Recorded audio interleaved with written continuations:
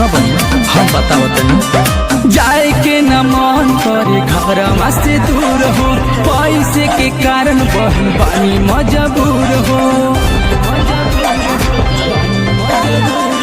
जाए के न मन करे घर से दूर हो, पैसे के कारण बहन पानी मजबूर हो।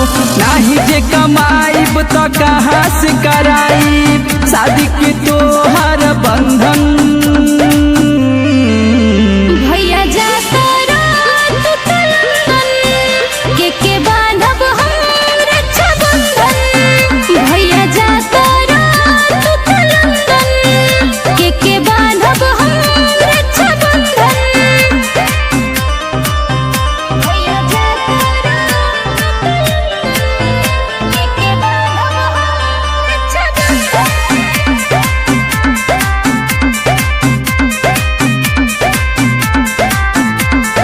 हर साल भैया हटी से हमके बतिया रखिए के दिन आवे भर जले अखिया। एक मजबूरी बही दूरी हो करौले बा, जीव डर सोचते दहे जावा के पतिया। हर साल भैया हटी से हमके बतिया रखिए के दिन आवे भर जले अखिया। एक मजबूरी बही दूरी हो करौले बा, जीव डर सोचते दहे जावा के पतिया। नाही जे कमाईब तो कैसे घर चलाई, बट महंगाई के टेंशन। भैया जाता रात तलंदन के बांधब हम रक्षा बंधन। भैया जाता रात तलंदन के बांधब हम रक्षा बंधन। भैया जाता रात तलंदन के बांधब हम रक्षा बंधन।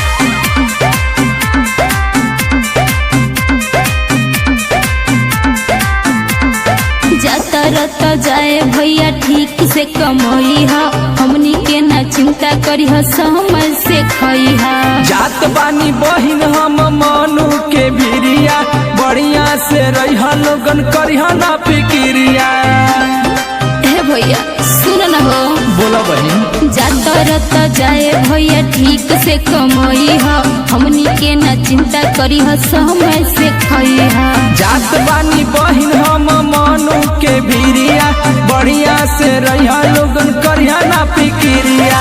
अगला बार आए सबसे राखी बधाई, देता बानी सबके हे वचन।